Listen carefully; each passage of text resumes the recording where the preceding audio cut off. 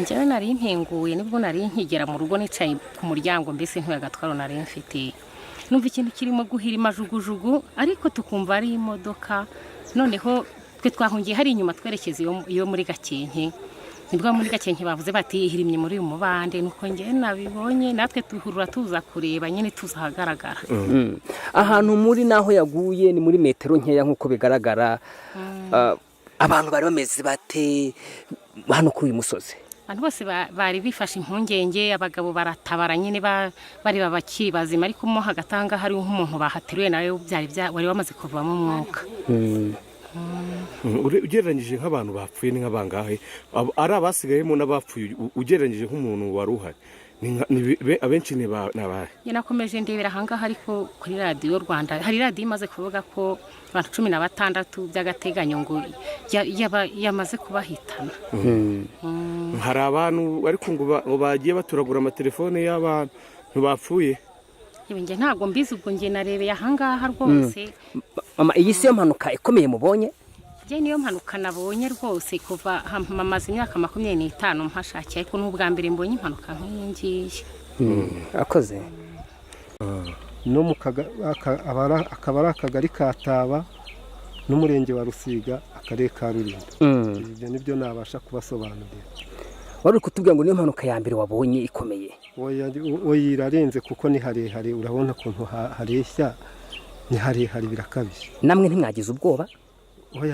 byabura se kandi ari ibintu warebesha n'amaso reba nk'iki giti cy'avoka cyo hirya ukuntu cyareshya urabona ko yagiciye ikamanuka ni iki musaba abashoferi batwara imodoka ariko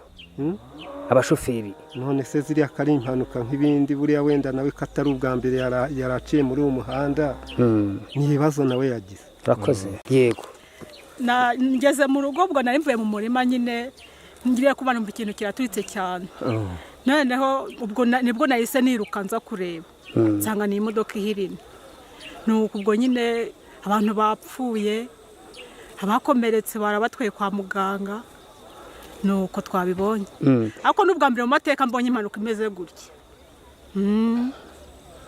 ni amateka hari nka sanga aho uyibona wowe umva hari bibaye nka saa saba ituritse nka saa saba abantu hano kuri uyu musozi bifashe gute hari ubuhe ubwoba bwabishe kuko ni ubwa mbere mu mateka habaho impanuka nk'iyi ngiyi ubona ni mu misozi ariko nta mpanuka zakundaga kuhaba murakoze cyane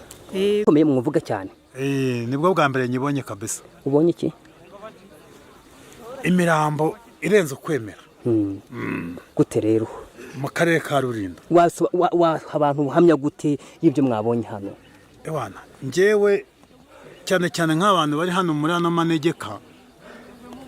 njye nakumva bavamo kabisa yuko iyi basangamo n'ubundi yari kubagwa hejuru si ubwa mbere mubonye impanuka nk'iyi ni ubwa mbere gute rero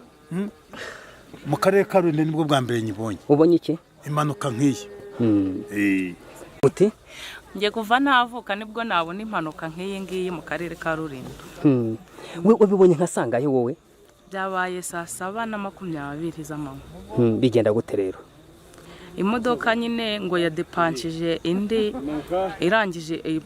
ipine riraturika noneho ubwo abura uko ahagarara ihita ikomeza irabiranduka si ubwa mbere muyibonye impanuka nk'iyi ni ubwa mbere tuyibonye natwe twabonye ari amateka rwose kabisa birakabije mwumvishe ko hapfuye nk'abangahe uko turimo kubibona nuko twagiye mbese imirambo bagiye bayizana mbese hari nk'abantu nka 50 bibuze tugereranyije bapfuye bapfuye koze